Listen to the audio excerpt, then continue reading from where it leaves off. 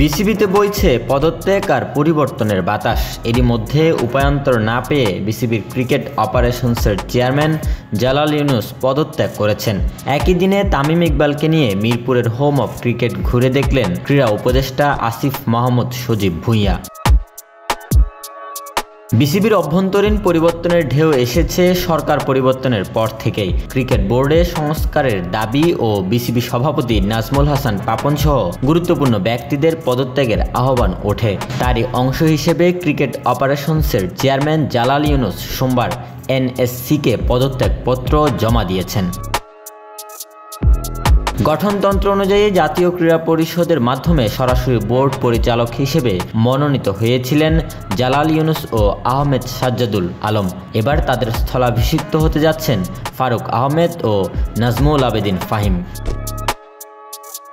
এদিকে মিরপুরের শেরেবাংলা স্টেডিয়ামে সোমবার দুপুরে দেখা যায় সাবেক অধিনায়ক তামিম ইকবাল খান ও নতুন ক্রীড়া উপদেষ্টা আসিফ মাহমুদ সজীব ভুঁইয়াকে। তামিমের বিসিবিতে আসার কারণ অনুশীলন নয়, বরং একটি গুরুত্বপূর্ণ মিটিং।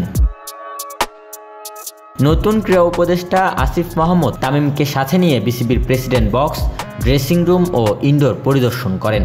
তাদের সাথে ছিলেন বিসিবির সিইও নিজামুদ্দিন চৌধুরী ও সাবেক অধিনায়ক হাবিবুল বাশার।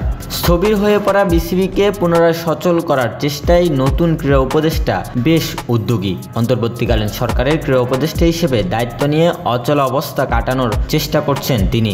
এরই ধারাবাহিকতায় আজ বিসিবিতে তার উপস্থিতি এক নতুন দিগন্তের সূচনা। তামিম ইকবালের মিটিংয়ে ছিল ভবিষ্যৎ পরিকল্পনা। জাতীয় দলে ফিরে আসা নিয়ে তার আলোচনা চলছে, যদিও তিনি ব্যক্তিগত কারণে ক্রিকেট থেকে দূরে রয়েছেন। জাতীয় নির্বাচক গাজী আশরাফ হোসেন লিপু জানিয়েছিলেন দলে ফেরার বিষয়ে তামিমের সাথে আলোচনা করতে প্রস্তুত আছেন তিনি। Desk report, news now sports.